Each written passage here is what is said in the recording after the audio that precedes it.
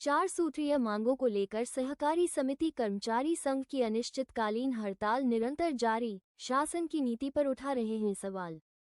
छत्तीसगढ़ सहकारी समिति कर्मचारी संघ एवं समर्थन मूल्य धान खरीदी कंप्यूटर ऑपरेटर संघ के बैनर तले सरगुजा संभाग के हजारों कर्मचारी 3 नवंबर से अनिश्चितकालीन हड़ताल पर उतर आए हैं। सरगुजा संभाग के समस्त जिलों के समिति कर्मचारियों ने अपनी 4 सूत्रीय मांगों को लेकर धरना प्रदर्शन शुरू किया है।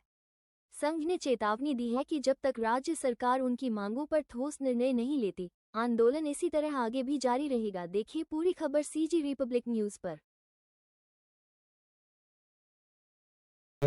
नमस्कार, आप देख रहे हैं सीजी रिपब्लिक न्यूज। आज सीजी रिपब्लिक न्यूज की टीम अंबिकापुर में है और आप मेरे पीछे देख सकते हैं यहाँ पे छत्तीसगढ़ सहकारी समिति कर्मचारी संघ के जो कर्मचारी हैं, जो लगातार कई वर्षों से अपने 4 सूत्रीय मांगों को लेकर, कभी 3 सूत्रीय मांगों को लेकर सरकार के बीच लगातार आंदोलन करती हुई नजर आती है। सरकार भाजपा की हो या कांग्रेस की हो प्रदेश में, लेकिन लगातार जो सरकारें हैं वो इनको छलने का काम करती हैं, इनको समर्थन तो देती हैं लेकिन इनकी मांगों को पूरी करते हुए वो नज़र नहीं आ रही है। और इनकी आखिर क्या मांगे हैं जो इनके लिए अति आवश्यक है। हमारे बीच यहाँ पे समिति के कई पदाधिकारी भी हैं, उनसे भी बात करने का प्रयास करेंगे कि ये अपनी मांगों को कब से प्रदेश सरकार से मांग करते आए हैं और किस सरकार में उनको क्या कुछ आश्वासन मिला है और यह जो आंदोलन हो रहा है कितना महत्वपूर्ण है, ये उन्हीं से बात करते हैं और जानने का प्रयास करेंगे। किन मांगों को लेकर आप लगातार आंदोलन करते आ रहे हैं, यह मांगे कितनी महत्वपूर्ण है आप लोगों के लिए? देखिए, हम लोग विगत के कई वर्षों से हम लोगों का जो मांग है शासन से, वो धान सुखद को लेकर चल रहा है और धान में जो व्यय मिलता है वो व्यय भी हमको ना पुराने दरों पे मिल रहा है, जो कि कहीं ना कहीं हम लोगों को नुकसान और समितियों को नुकसान उठाना पड़ता है। क्योंकि आज जो धान खरीदी में जो माल भी लगते हैं ना, वो 20 रुपये कुंटल, 15 रुपये कुंटल से ऊपर ही मांगते हैं, जबकि हमको उतना पैसा नहीं मिलता। चलिए, वो व्यय की तो बात अलग है, लेकिन सबसे बड़ा मुद्दा हमारा है सुखद को लेकर। जो राज्य शासन ने जो नीति तय किया है वो सुखद में कहीं प्रावधान नहीं किया गया है और सुखद जो है धान का, वो समिति के लिए घाटे का सौदा है और समितियां गर्त में डूबती जा रही है और उसमें जो कर्मचारी काम करते हैं उनको भी वेतन का लाला पड़ रहा है। उसका मुख्य कारण है कि मार्केट में जब धान जाती है तो सुखद प्रावधान होता है, समितियों में धान रहती है सुखद का प्रावधान नहीं है। क्योंकि धान हम खरीदते हैं 17% उठा होता है 13 और 14, जबकि मास्टर अन्न है, फसल है, तो सूखना स्वाभाविक है।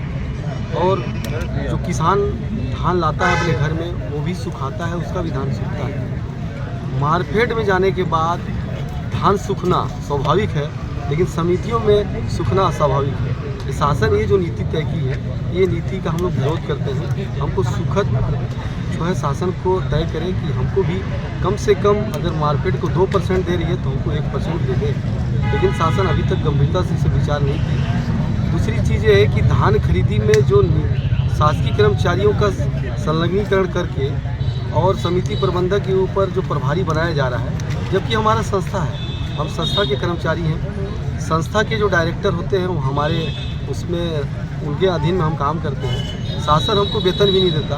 हम संस्था से जो पैसा, संस्था से जो आय होता है हमारी सोसाइटियों से, उसी से हमारा जीवन यापन और उसी से वेतन मिलता है। लेकिन धान खरीदी के समय संलग्नीकरण कर लेना और धान खरीदी पर उनको रखना और धान खरीदी के बाद पश्चात वो चले जाते हैं और संपूर्ण सुखद या शार्टेज की जिम्मेदारी समिति प्रबंधक के ऊपर थोप दिया जाता है। ये कहीं न कहीं शासन की जो नीति बनाई है उसमें कहीं ना कहीं कमी है।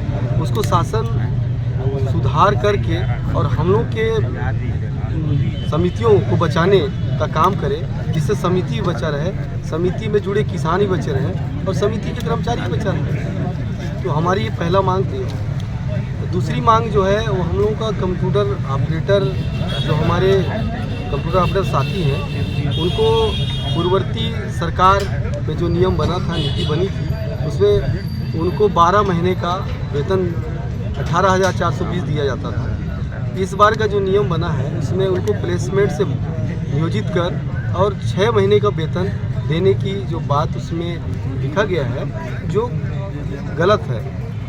क्योंकि कोई भी व्यक्ति 6 महीने के वेतन में साल भर नहीं जी सकता।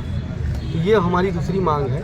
और तीसरा मांग हमारा ये है कि मध्य प्रदेश शासन के तर्ज पर हमको प्रबंधकीय अनुदान 3 लाख रुपए सरकार दे, जो कि मध्य प्रदेश शासन में दिया जा रहा है, हमारी छत्तीसगढ़ शासन को भी देना चाहिए। और चौथा मांग है कि हमारा लंबित मांग है वो, उसमें कांडे कमेटी की अध्यक्षता में 2018 जो सेवा नियम लागू किया गया है, जो सेवा नियम 2018 में लागू है उसी दर पे हमको वेतन, उसी दर पे हमारा जो कर्मचारियों का जो नियम बनाया गया है उसी पे चल रहा है। जबकि महंगाई बढ़ते जा रही है, सारे चीज़ बढ़ते जा रहे हैं, सारे विभागों में पदोन्नति, क्रमोन्नति और उनके वेतन वृद्धि किया जा रहा है, परंतु हमारे सेवा नियम में हमको वहीं के वहीं रखा गया है। 8,000 10,000 में कुछ नहीं हो सकता। तो हमको सेवा नियम में संशोधित कर पुनरीक्षित जो वेतन होता है वो वेतन हमको दिया जाए। शासन से हमारी यही 4 मांगे हैं और हमको आशा और पूर्ण विश्वास है कि इस सुशासन, विष्णु के सुशासन में हमारी मांगों को जरूर पूरा किया जाएगा। कांग्रेस की भी सरकार थी छत्तीसगढ़ में, उस समय भी आप लोगों के द्वारा प्रदेश स्तरीय आंदोलन किया गया था, देखा गया था, विस्तृत रूप से आप लोगों के द्वारा आंदोलन किया गया था, लेकिन कहीं ना कहीं आश्वासन तो मिल रहा है सरकार से, लेकिन आपकी मांगे पूरी नहीं हो रही। इस पर क्या कुछ कहना चाहिए?